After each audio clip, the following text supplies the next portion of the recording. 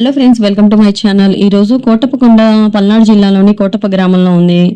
ఇక్కడ స్వామిని త్రికోటేశ్వర స్వామి అని పిలుస్తారు. ఇక్కడ స్వామి బ్రహ్మ విష్ణు మహేశ్వర్ల శక్తితో కొలువై ఉన్నాడు కాబట్టి స్వామిని త్రికోటేశ్వర స్వామి అని పిలుస్తారు. కోటప్పకొండ స్థలం పురాణాల ప్రకారం గొల్లమామ అనే భక్తురాలు ప్రతిరోజు స్వామికి ఆహారం తీసుకొని కొండపైకి వెళ్లి ఆహారాన్ని పెట్టి స్వామి వారిని ఆరాధించేది.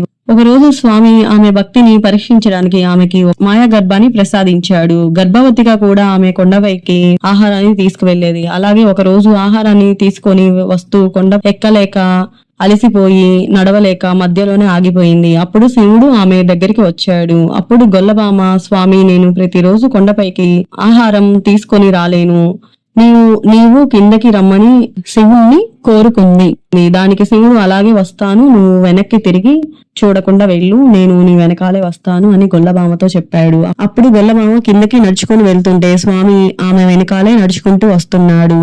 స్వామి అడుగుల భారంతో కొండ కంపించడం చూసి గొల్లబామ భయపడి వెనక్కి తిరిగి చూస్తుంది. అలా వెనక్కి తిరిగి చూడగానే స్వామివారు నించున్న చోటే శిలగా మారిపోయారు. అప్పటి నుంచి ఆ ప్రదేశంలో ఆలయం నిర్మించి స్వామికి పూజిస్తూ వస్తున్నారు. కోటప్ప కొండలో శివుడు దక్షిణామూర్తి అవతారంలో ఉన్నాడు కాబట్టి పార్వతీదేవి ఆలయం ఉండదు. కోటప్ప కొండ చాలా విశాలంగా ప్రశాంతంగా ఉంటుంది. మొన్న కోటప్ప కొండ వెళ్ళినప్పుడు మేము నడుచుకుంటూ వెళ్ళాము. ఇక్కడ తిరుపతిలో లాగే ఇలా రాళ్ళు పేర్చామంటే ఇల్లు కట్టుకుంటారంట. అందుకని నేను కూడా ట్రై చేశాను.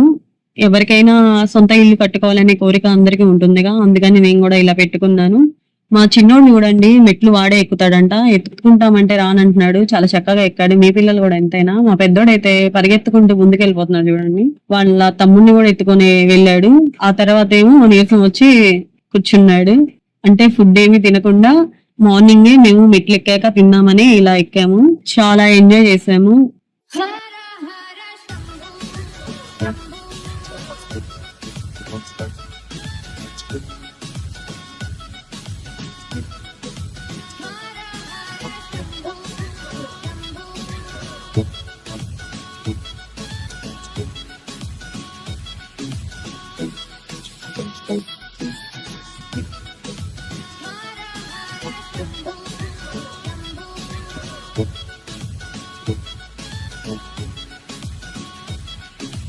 మనం దేవుడి దర్శనం చేసుకొని వచ్చాక మెట్లు దారి కాకుండా వెహికల్ వెళ్లే దారిలో పార్క్ కూడా ఉంది.